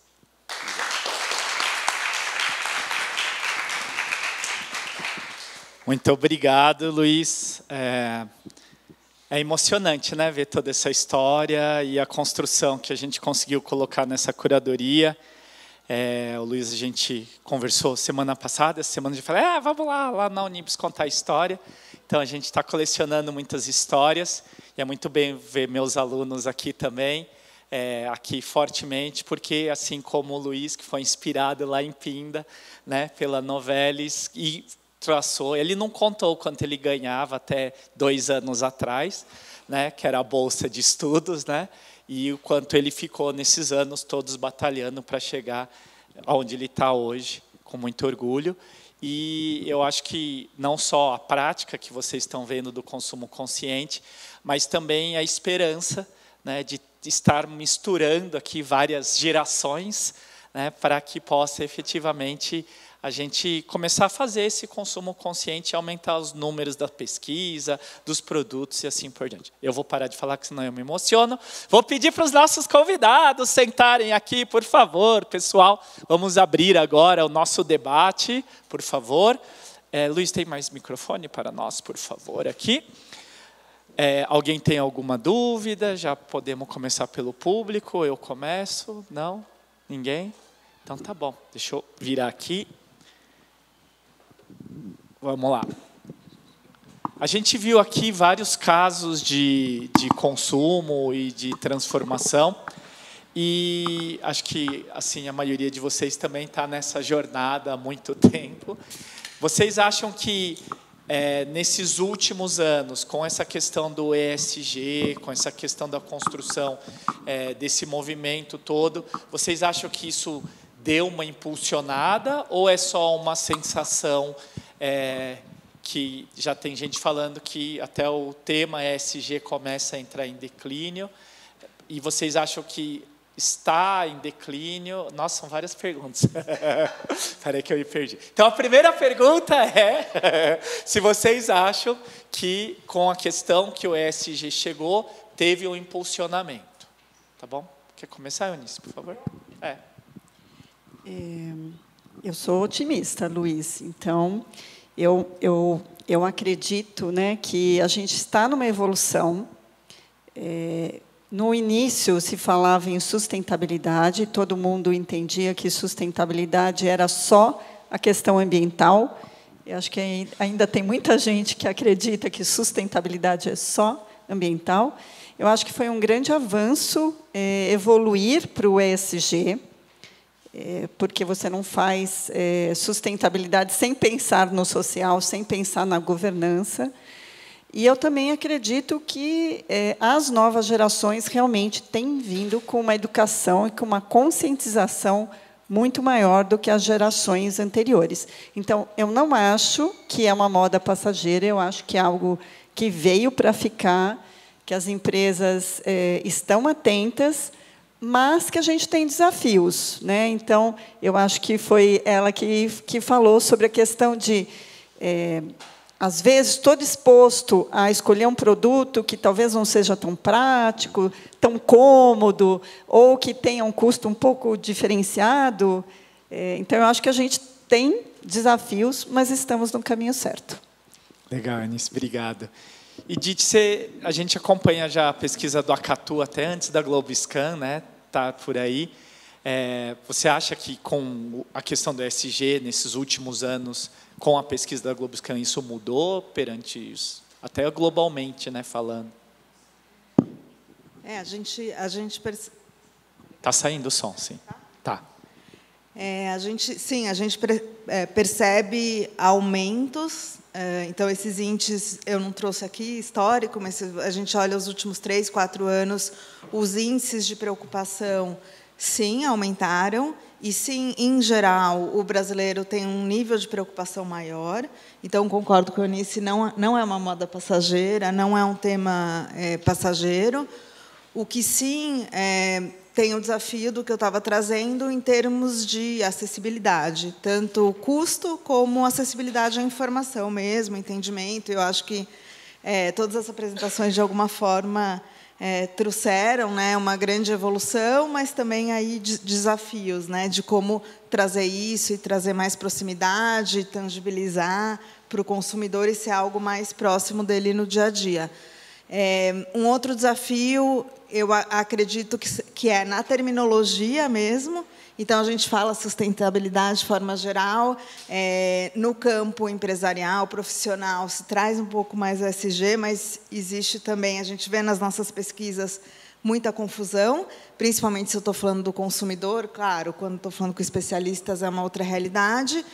E também ainda nessa questão de que é o ambiental que está mais forte, né, na nossa mente, e tem outros pilares aí, que é, né, da gestão, da governança e principalmente do social, que no Brasil, né, a gente fala de sustentabilidade no mundo, mas no final, no Global Sul, no Brasil, por toda a questão socioeconômica que eu estava comentando, o social acaba sendo um pilar tão ou mais importante do que os outros, né? Então, acho que falta essa visibilidade ainda.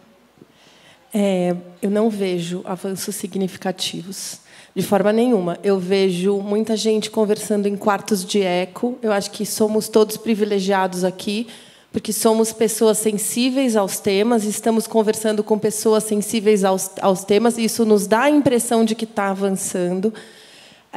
Não podemos dizer que não houveram avanços, mas são insignificantes, senão a gente não estaria vivendo o que a gente está vivendo hoje. Então, eu vejo um perigo muito grande nos quartos de eco e eu vejo um perigo muito grande na sustentabilidade por conveniência. Porque é muito fácil a gente fazer sustentabilidade sem precisar tomar decisões difíceis. A sustentabilidade real ela vem quando a gente precisa abrir mão de coisas, de tempo para fazer melhores escolhas, questões financeiras, de pagar mais caro eventualmente, de contratar time maior para aprofundar as discussões e desenvolver soluções. Então, eu acho que eu brinco que sustentabilidade ou fazer plano de mitigação climática é igual regime. Os 2 primeiros quilos são bem fáceis, mas vai perder 10, né?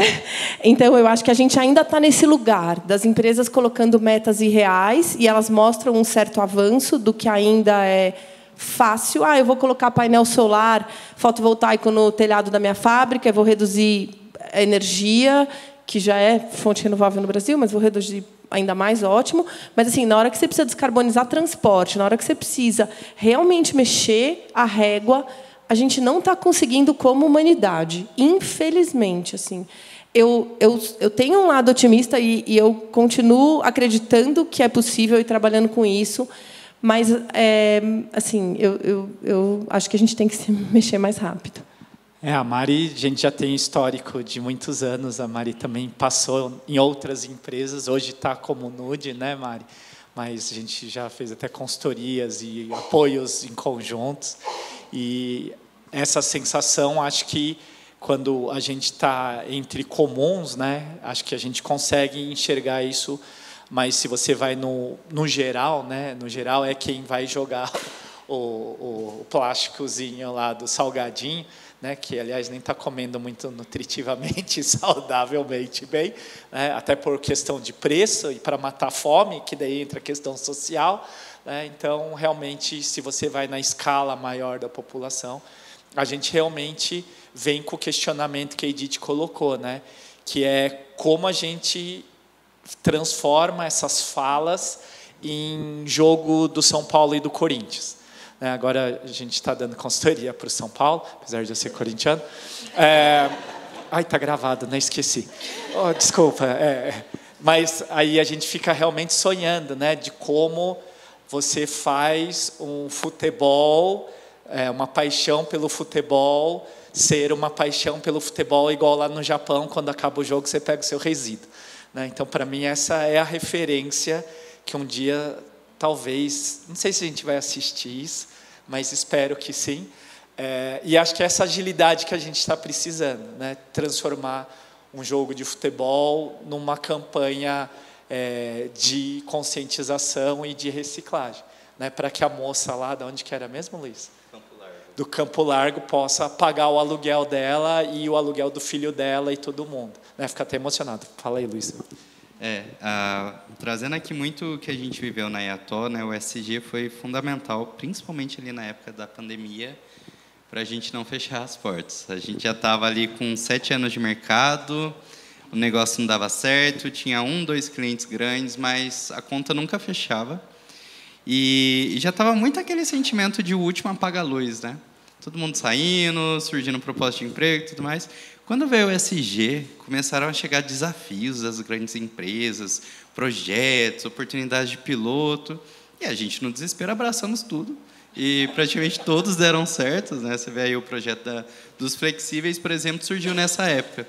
Então, se não fosse essa agenda do ESG, compromissos públicos assumidos, né, essas metas divulgadas, a gente não estaria aqui. Agora, a gente sente, sim, um declínio. Por mais que veio, foi muito barulho, todo mundo comunicou, assumiram as metas e agora, estou revisando minha meta, eu acho que não era 2030, acho que vai ter que ser 2040. Então, a gente vê realmente uma atualização, né, uma revisão desses compromissos públicos assumidos. E aqui, né, como IATO, desesperados para continuarmos crescendo e gerando impacto, a gente está adaptando a essa realidade. Já que o ESG mesmo, assim, ele deu um declínio, eu acho que até o próprio BlackRock, né, o grande fundo que puxou o ESG, deu uma segurada também, a gente está inovando dentro do ESG. Como? Poxa, não pode ficar só com sustentabilidade. Coitada, a área de sustentabilidade tem uma batalha tão grande e nunca tem recurso.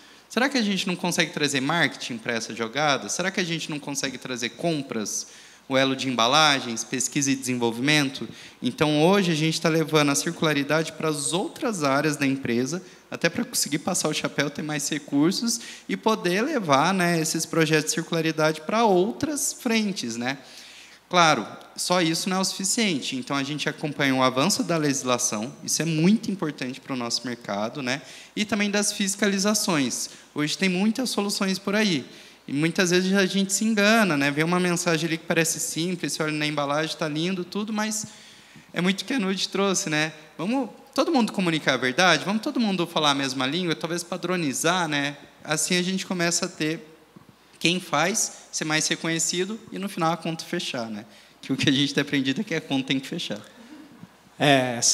Esse é o grande desafio, né, do mercado e do consumo em si. A gente fica diariamente lá na academia, levando para os alunos, fazendo as entrevistas e tudo mais. E você vê a grande dificuldade que, no fim do dia, precisa ter lá o EBITDA, né, o lucro, e isso precisa casar com essas questões. Por isso que o consumo, ensinar o consumidor disso, as novas gerações, como a Eunice colocou, né, acho que essa talvez seja um grande avanço, que é o que a gente vem pesquisando. O Rafa tem uma pergunta, tem um microfone para ele lá? Não? Obrigado, Eunice. Queria perguntar para a Edith. Eu vi na sua apresentação as questões globais, né, como radiação solar interfere, se é emissão de CO2, como é que o público sente isso. Agora, eu queria saber se vocês produzem relatórios de questões e fatos microeconômicos locais, como é que está a percepção das pessoas em relação a isso. Então, limpeza urbana, saneamento básico de um córrego próximo da onde eles residem, qualidade da água que recebe. Existe essa pesquisa também? Se existir, qual é o resultado? Então, Em termos gerais e com esse olhar do consumidor, especificamente essa pesquisa do Vida Saudável e Sustentável que a gente tem globalmente, né, e tem esse olhar mais aprofundado do Brasil. A gente tem outras pesquisas, enfim, institucionais com outro foco, que é mais a visão de especialistas, então líderes em sustentabilidade, que também trazem para a gente bastante conhecimento e ajudar a gente nas análises, na consultoria. Eu posso te falar mais específico do Brasil, que é o que essa pesquisa trouxe, que é uma questão dentro quando eles falam da dificuldade de acessibilidade, tem alguns pilares, né? Tem a questão de preço, que eu já falei, mas tem uma questão de sensação de oferta, então dificuldade de oferta, e tem uma questão de infraestrutura também. Então, quando eles trazem barreiras ou dificuldades de ser mais sustentável, tem a ver também com... Então, vou trazer um tema que apareceu aqui bastante, que é reciclagem, que é bastante tangível, é mais fácil para as pessoas, né, trazerem como exemplo.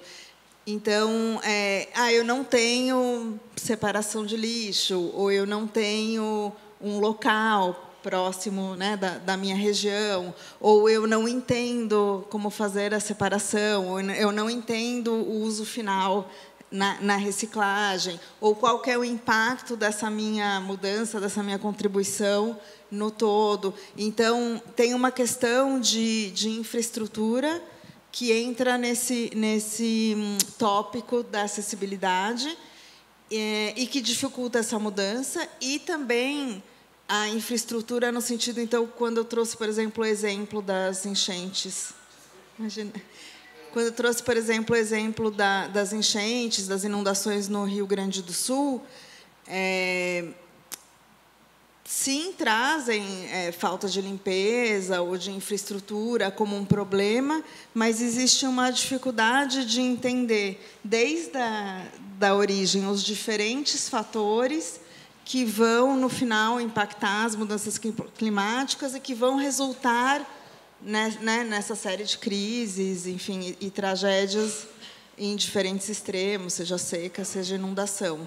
Então, nesse sentido, é que eu falei que eu trouxe aqui mais o recorte das empresas, mas é que eu acho que existe uma questão de educação, e aí falando das gerações atuais versus as próximas, sim, a geração atual é mais consciente, mas ainda acho que falta muita informação e clareza na informação. Então, qual que é o impacto, né, final que eu vou ter ao contribuir, seja na reciclagem, seja em mudando meus hábitos de compra, seja investindo num produto mais sustentável e assim por diante.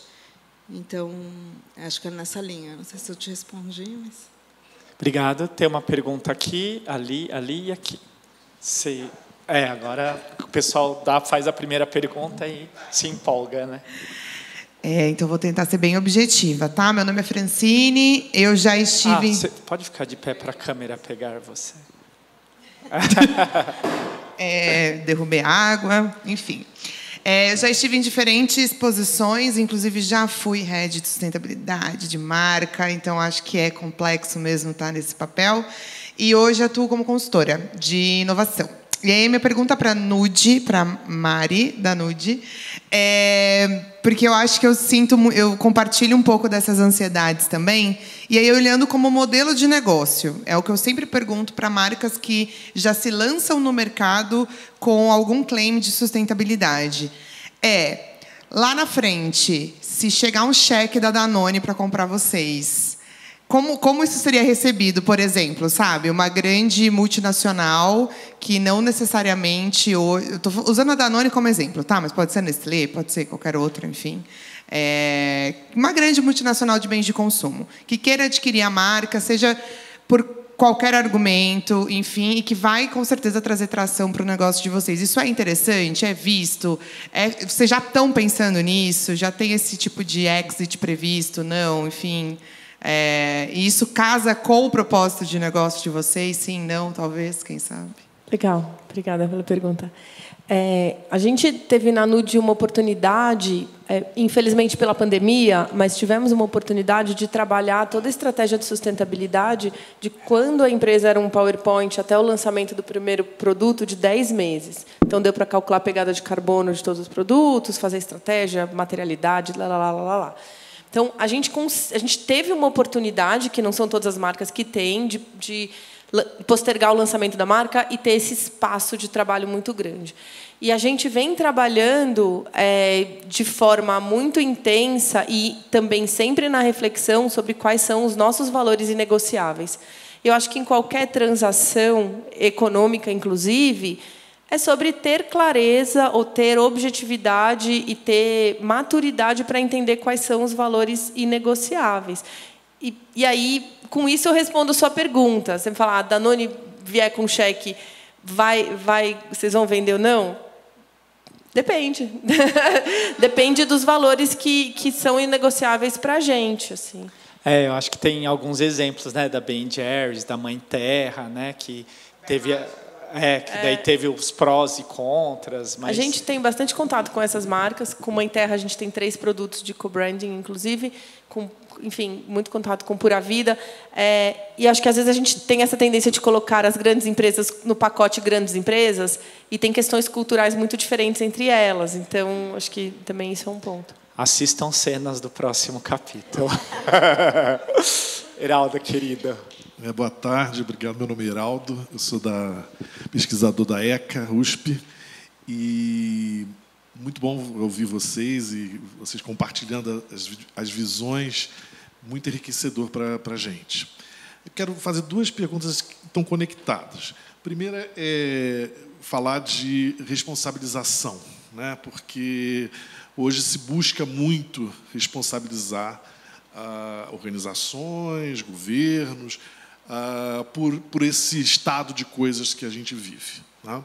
E aí eu queria saber se vocês percebem também o que se convencionou chamar green shifting, né? De você transferir para o consumidor uma responsabilidade que né, em grande parte, né, em grande medida, das empresas, das organizações. Né?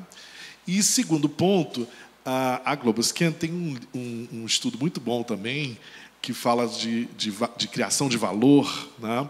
Que foi feito no mundo todo, acho que também aqui no Brasil, com executivos, e traz ali um resultado que me incomodou muito, porque se pergunta qual é a sua expectativa quando você desenvolve ações de sustentabilidade na sua organização, isso com lideranças, né? A principal, 73% responderam que a expectativa deles é de ganho de reputação, não de impacto genuíno, positivo, né? Positivo, né? Ambiental. Então, e eu queria saber de vocês todos, Novelis, inclusive você, se vocês sentem que houve uma mudança, né, nessa visão do que que a empresa ganha, né, investindo em ESG. Houve mesmo, ou continua essa mentalidade, não, eu vou fazer isso porque isso me rende dividendos de reputação. Está na meta e na minha reputação. Isso. Né? Ok? Obrigado. Eunice, quer começar? Vou começar pela última, né? Para mim é nítido que hoje a gente vê no mercado mais discurso do que prática, né? Acho que a gente tem avançado, tem progredido, mas o discurso é muito maior do que a prática. E por que o discurso é maior? Porque eu acho que muitas empresas estão interessadas no ganho de reputação falando que tem uma ligação com sustentabilidade, com ESG. Então, a minha resposta seria, sim, acho que tem muitas empresas interessadas em reputação, que tem muito discurso e nem sempre tem a prática alinhada. Sobre a questão de responsabilização, talvez fosse mais fácil você desse um exemplo, né, do que você quer trazer com essa questão de transferir para o consumidor. Não sei se eu entendi exatamente a sua pergunta. Vou dar um exemplo. Tá. A questão da transição energética. Tá. Né? Hoje, empresas que, enfim, trabalham nesse setor, e elas comunicam muito, né, o papel do consumidor na mudança dessa matriz, né? Não tanto o que elas estão fazendo para descarbonizar. Então, assim, ou seja, focalizam muito mais o papel do consumidor em mudar o seu hábito de consumo e menos no papel delas de transformação, que está sendo muito lento. Perfeitamente.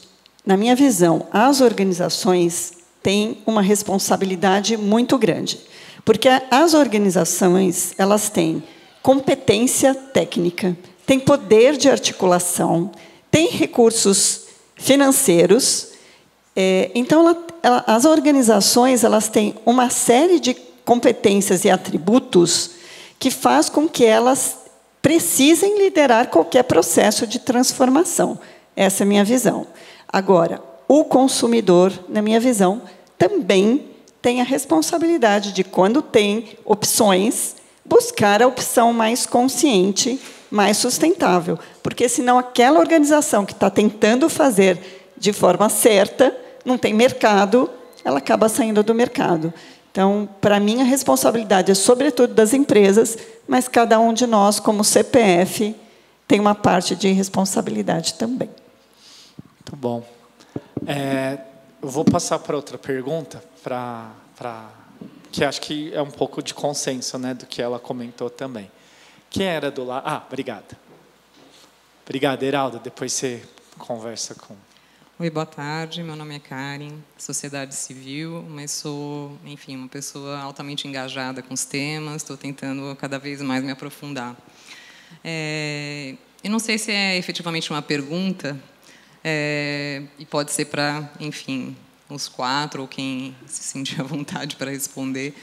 Mas, assim, a minha sensação e a minha sensibilidade como consumidora é que as marcas fazem um investimento gigantesco, né, na jornada do cliente, no brand experience, né? A gente vê a todo momento investimento em mídia altíssimo, né? Não só, enfim, todos os tipos de mídia, na realidade, de realização de eventos. Eu, como sou uma pessoa que atuei nos últimos 35 anos nessas áreas, né, principalmente em eventos, eu vejo muito isso. Esse investimento gigantesco das empresas, patrocinando eventos com celebridades mundiais e etc., sempre falando no brand experience, né? Na jornada do consumo, efetivamente, mas pouquíssimo na jornada do pós-consumo. Por que a gente não pode, como consumidor, ter a mesma sensação do prazer que a gente tem? Olha, vou num show que é patrocinado pela cervejaria tal e etc., por que a gente não pode ter também esse feeling das empresas? A gente sabe, obviamente, nos bastidores que, né, tudo é uma questão de money, né? A gente sabe que tudo é resultado, né? Tudo tem dinheiro por trás. Mas por que, efetivamente, a gente não pode transformar isso também, do ponto de vista das empresas, fazer com que o consumidor tenha o mesmo prazer em descartar corretamente? Né? Uma jornada de pós-consumo. A jornada, né, né? pós-consumo, né? O brand experience dele seja até o pós-consumo, efetivamente. Né? Tem uma experiência... ela não perguntou para mim, mas vocês deixam eu você, responder. vai lá, tá bom. É duro, né, que a gente fica nesse dia de... Enfim. Mas tem uma experiência do Rock in Rio, que uma dessas grandes cervejarias faziam com que quem levasse tantos copos ganhava um brinde. E aí estavam meus alunos que foram. Eu fui uma vez, eu quase morri com meu filho lá, coisa de tiozinho, que foi assistir Guns N' Roses, e aí, enfim, aí é outra história. Mas nessa vez não tinha, mas você levava tantos copos e parecia um monte de gente com um monte de copo para levar, e você não achava mais copo no chão. Né? Que tem, acho que, um pouco a ver com a pesquisa, né? Que é recompensa. E eu acho que dentro do consumo consciente é um pouco... No Brasil, né? No Brasil principalmente, é um pouco do que a maioria das empresas, assim como você falou do Botica ou do Boticário, né? Que você leva e ganha desconto. E aí você escuta do consumidor e isso vai ficar um long lasting ao longo das gerações, né? Meus filhos já vão levar porque porque o pai manda dar aula disso, mas fora isso, também porque faz parte da cultura, né? E aí você vai criando esse long lasting e vai ficando cultural, como é lá no Japão, né? Lá no Japão é vergonhoso, acho que vocês já viram vários vídeos de testes sociais no TikTok, super referência, para poder mostrar que uma pessoa joga o lixo no chão, vem 3 brigar com ela, né? Então, realmente é uma questão que a gente ainda precisa construir, e a gente aqui, né, nesse nosso quarto de eco, né, a gente também precisa brigar. Né? Jogou a bala no chão, vai lá e fala, olha, daí chega 1, 2 e tem que ser eco-chato, biodesagradável mesmo, né? Que é o momento que a gente precisa. Obrigado pela pergunta. Tem mais uma aqui e a gente vai precisar ir para o último painel, ou último não, segundo painel. Aí a gente vai deixar depois aberto. Oi, tudo bem? Meu nome é Laura, eu sou bióloga, sou estrangeira. A gente não notou. Tá. Minha pergunta está muito relacionada com a perspectiva do Luiz e da Mariana, relacionado com essa logística reversa, também relacionado com o primeiro diálogo. A Eunícia. E como as empresas responsáveis pela produção e uso dessas embalagens e produtos deveriam assumir a responsabilidade por essa logística reversa. Você vê muitas iniciativas, por exemplo, você coletando aquelas embalagens flexíveis e demais, mas como as mesmas empresas que estão produzindo essas embalagens estão assumindo essa logística, tipo, por que elas estão terceirizando até quarteirizando essa responsabilidade? Então, vai relacionado com isso. Boa. Posso? Aqui no Brasil, a gente tem uma política nacional de resíduos sólidos que coloca a corresponsabilidade de todos, né? Então, acho que legalmente as empresas estão fazendo, ou deveriam estar, pelo menos o mínimo. Mas eu acho que no caso específico da reciclagem, a gente tem um grande desafio, porque a gente não tem a cultura do consumidor separar e destinar corretamente. Então, diferente de outros temas como mudanças climáticas, que eu acredito que a empresa tem que sim tomar o protagonismo de atuar, eu não fico confortável com os posicionamentos de que o consumidor tem a oportunidade de neutralizar as emissões que a empresa está emitindo, né? Então, assim, eu acredito na responsabilidade da empresa, sim, e na atuação da empresa, mas no caso específico da logística reversa, a gente, como marca, precisa da atuação do consumidor. Porque se vocês não separarem, né, se nós não separarmos os tipos de resíduo, não, você vai saber dizer melhor que eu, que vou passar o microfone para você. Eu acho que até o caso aqui da latinha, né? Você vê, o Brasil é referência global em reciclagem, mas se você pegar a latinha e jogar no rio, jogar no mar, não tem projeto que vai conseguir fazer essa recuperação, a não ser que dê sorte de encontrar um projeto da CICHEP, alguma coisa assim que vai fazer essa limpeza, né? Mas eu vejo que a gente tem um problema aqui.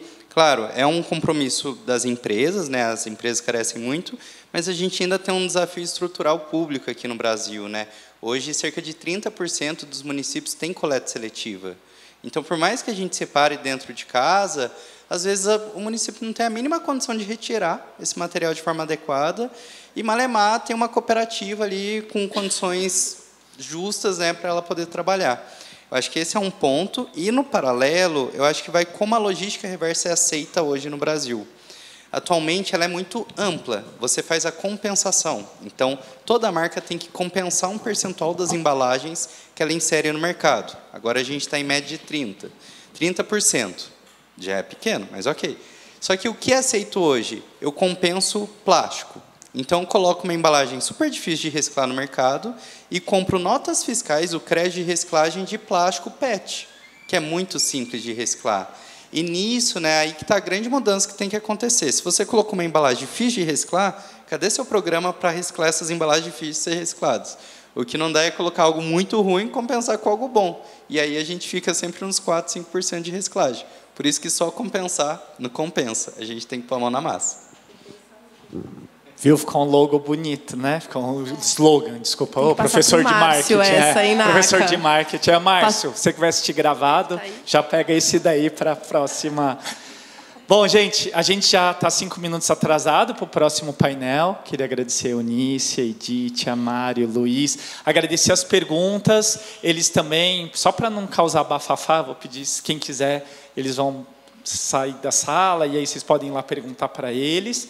Mas também para que o próximo assunto é sobre comida, né? Então, uma salva de palmas para o pessoal aqui. Obrigado.